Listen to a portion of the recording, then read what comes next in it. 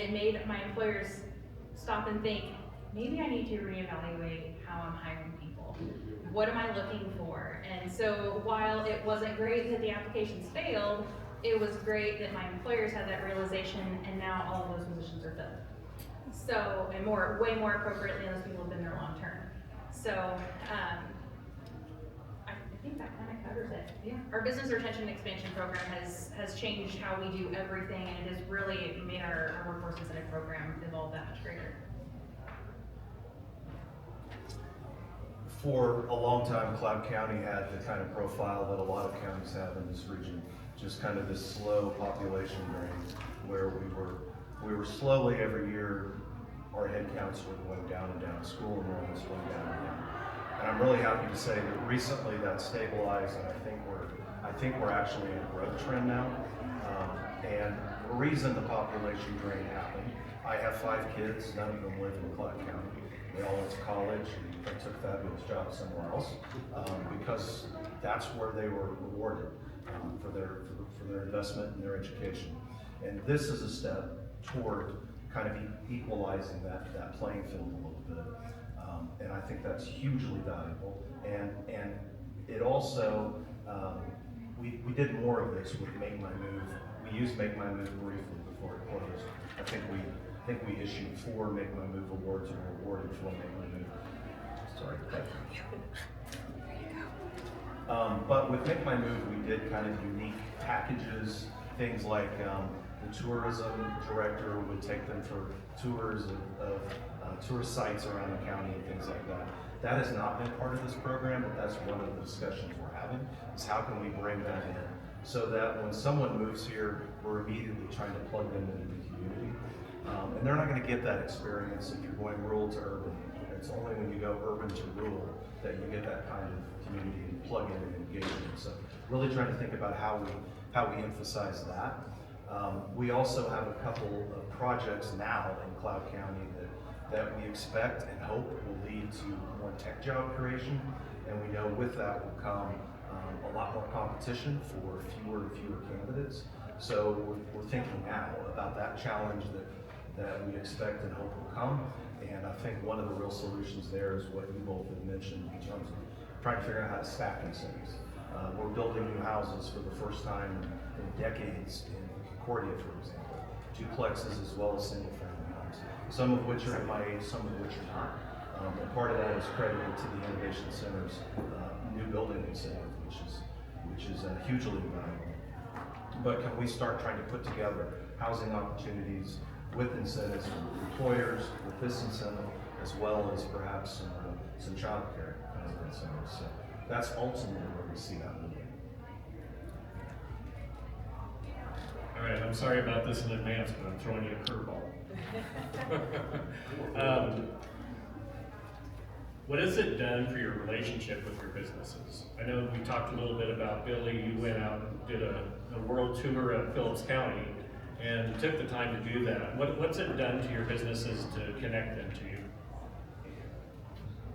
I'm not sure I'm the best one to start on this. So, meaning Wallace County community development, economic development, it's all new, right? So, prior to October of 22, with the Rural Champions Grant with the Office of Rural Prosperity, we did not have community development, right? We did not have anybody in this position. And so I feel like I have no predecessor to or precedent to go from. I'm starting it all, and yes, it's a great talking point, and with your employers and the idea that you're all on the same team, you're all trying to work for the same space. So Phillips County Economic Development and Phillips County kind of have a colorful past, and I am the 4th economic development director that the county has had, and I like to tell this story because it made me teary. My parents go to church in Stockton, and my mom told me that somebody goes to their church that is from Logan, which is in Phillips County, and they figured out that they were my parents and said, it was just really awesome that somebody actually came to my business and wanted to talk to me about it. And they said, nobody's ever done that.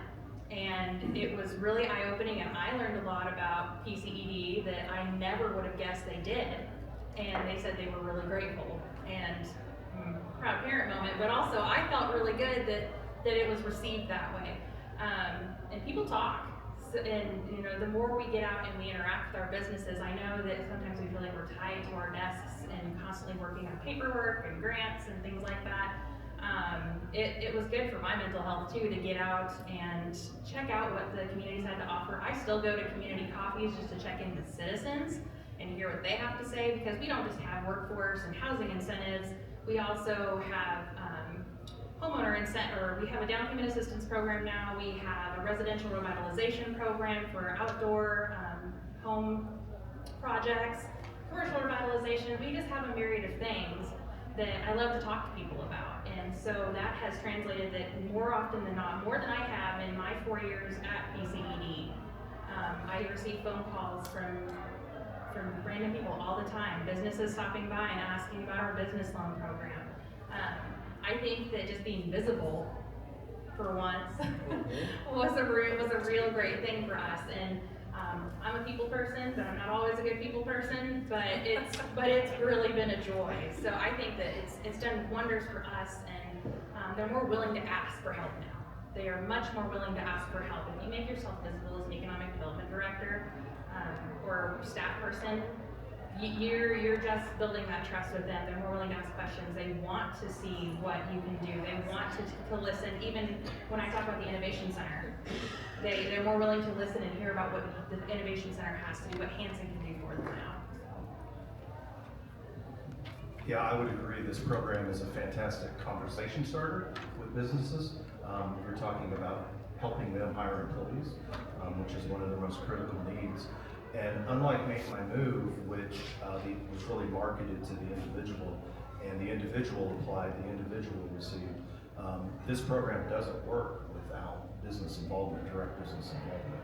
So all of our communications have been to our businesses, obviously, and I think their initial reaction is, "What's the catch? You're gonna provide funds for me to go recruit new employees.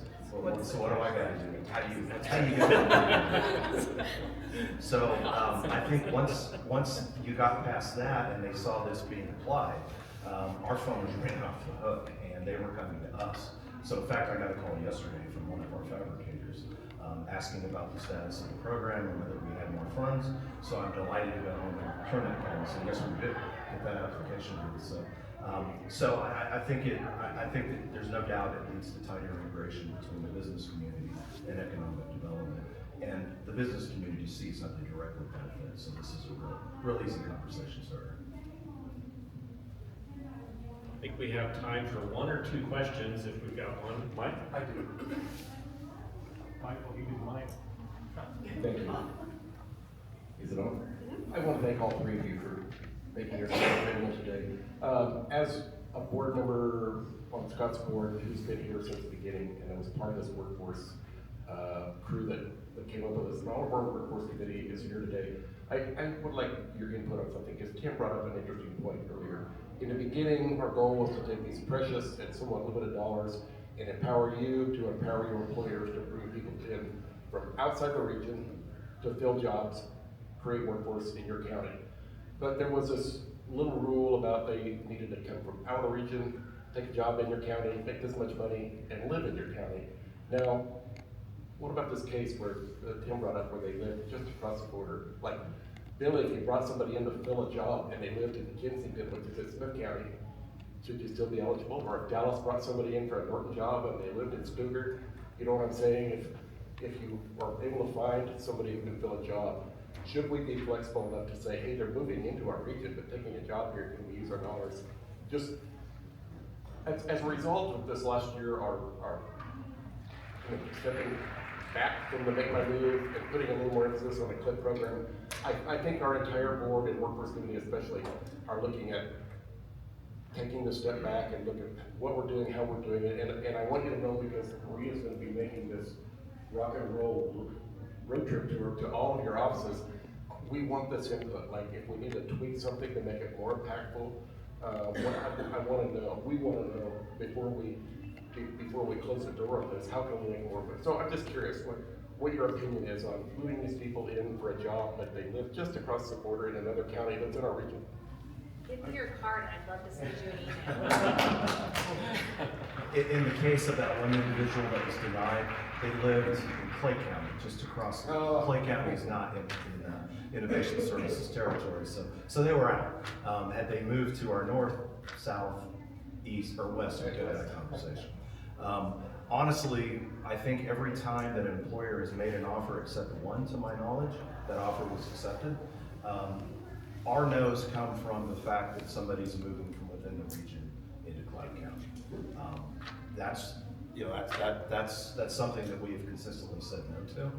We don't want to pull population from one part of the region to the other. Right. So, but in this case, yeah, it was a county just outside the service territory. Being funded the way that my organization is, my county is very finicky about my services or something being shared with another county in that way, especially when it comes to dealing with money. So, I mean, that's a very technical thing, but I have had some pushback from people because they want us to keep our students in Phillips County, and by the way that we have our structure, we can't give them any incentive to stay. So that's kind of been, we've had a couple of spots filled with our local people, and they are not eligible for an incentive like this to help them buy a home if they're moving out of their parents' house or coming back from college. So that's kind of been a little bit, but I'll send you an email. I'd love to talk. So I have to refresh my memory on, so it's a workforce recruitment though, right? So I mean, but then we had to live in, so meaning they didn't have to live in Wallace County. Originally, but then remember, it's your county program. So Yeah. tell us how you want to run it. Yeah, okay, so, so how we ran it, and again, we're not using Innovation Center dollars now, so, I mean, it's still the same program, but how my interpretation at the time was, it's a workforce recruitment, and so we would love for them to live in Wallace County, but we are recruiting for workforce, not for people, for residents. So that was definitely a clarification that we made as our local board. That being said, I don't think any of those original 13 people, I think all of them lived in Wallace County. Again, some of the conversations surrounding that, we border Colorado, right? And so this idea of, okay, are we interpreting it that they can live in Sherman, Logan, but not Greeley, because Greeley's not in your service area, and not over, I'm just a couple miles from Colorado, but not into Colorado. And I can't remember exactly how we interpreted that off the top of my head. I do think when we have kind of those borders like I just mentioned, that does make it a little bit more difficult. But again, from your guys' standpoint, what is your goal? The goal to increase population in your service district. So I'm not giving you a fair straight answer. Feels like. I would just add to that, we have definitely emphasized living in the county, but we have a significant employer to our north, in Rankin, that something like 35 or 40% of its total employee count resides in Clyde County. So we wouldn't want to punish an employer like Rankin, who's a significant regional benefit. So I can see that argument both ways, and I think that's why we have these leadership groups to make those kinds of determinations. Yeah. I do have another thought here. So just thinking again about Wallace County situation, with the Make My Move, the housing being kind of the limiting thing. So specific to Wallace County, I don't feel like there's a lot of housing units for people to try out the community. Like you have to be like both feet in, like cause you gotta buy and you gotta, so again, in my mind, I like the idea of it being a workforce recruitment, and then we can sell you once you're here, but it is a good place to live. We can, but we got to get you here first. Well, thank you, panel, for being able to be with us today. Different perspectives on how the program's been implemented, and navigating, local decisions, navigating innovation center, program guidelines. Sometimes they're challenging when you're trying to do the best you can for the person, because that's what we do in Northwest Kansas. We're about the people. And I think being able to be supportive of people coming into our region, I mean, these three put great examples in front of us for that. So please give them a great big hand.